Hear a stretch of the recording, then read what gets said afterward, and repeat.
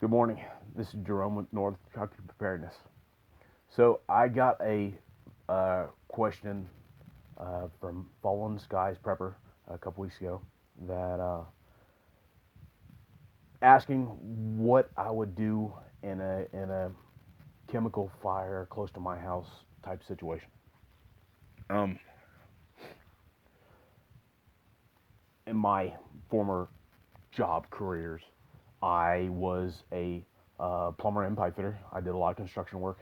Um, Plumbing is what I went to school for. Um, So I know a little bit about chemicals. I've been burned by mild acids.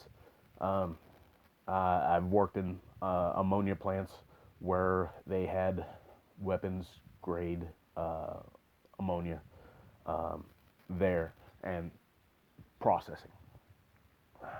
I've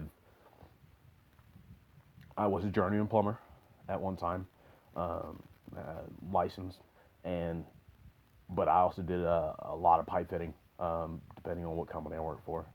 Um, so I know a little bit about chemicals.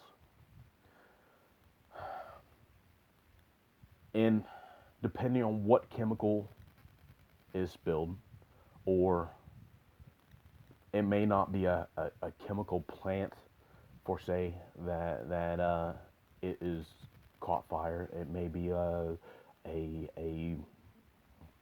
tractor trailer that tipped over, or maybe a train derailment, which we had one in northern Kentucky a few years ago. It didn't affect me, but at the time of the derailment, they didn't know what kind of chemicals, if any, or substances were on the train. So they had to take the extreme cautions until they knew otherwise. Again, that didn't affect me, but now in this situation, you may have to take it in two different ways.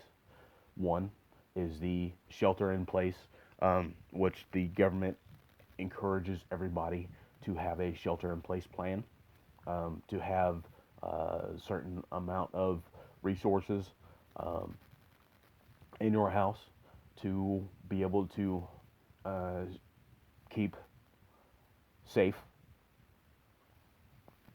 to be able to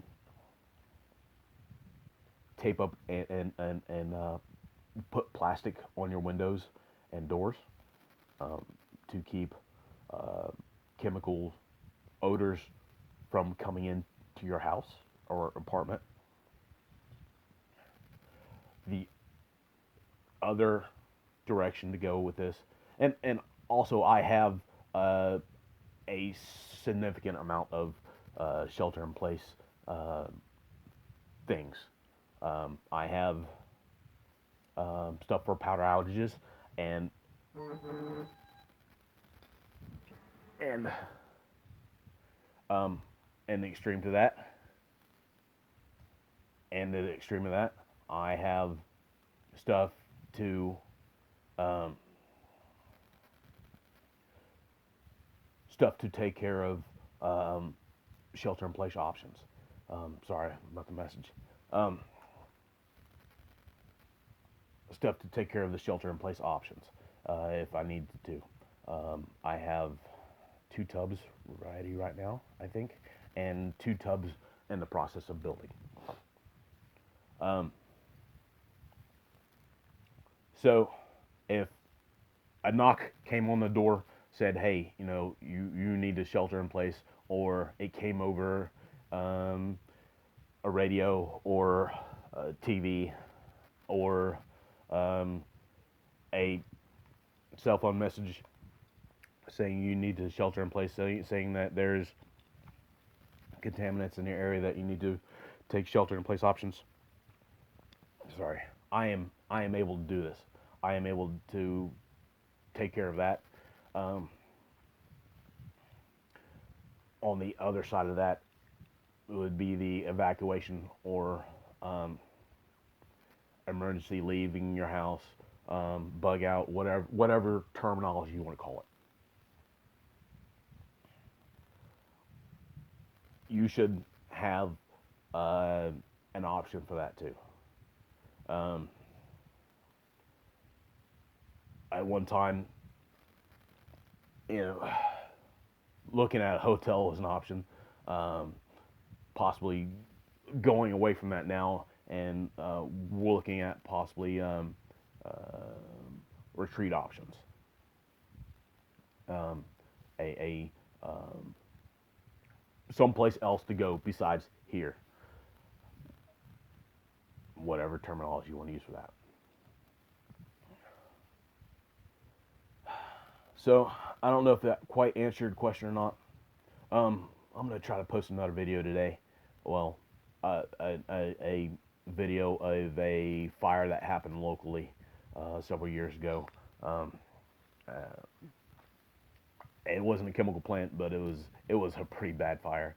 Um, and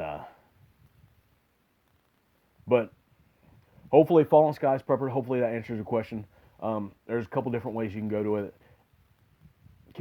Chemicals can be very caustic. Um, Depending on what kind of chemicals it is, it can cause irritation and breathing problems um, and such. Um, but it may not be chemicals at all. It may be like a biological type thing, which would be also bad. Um, and depending on what type of situation it is, it may not be safe to even leave your house. So, again, hopefully that answers your question.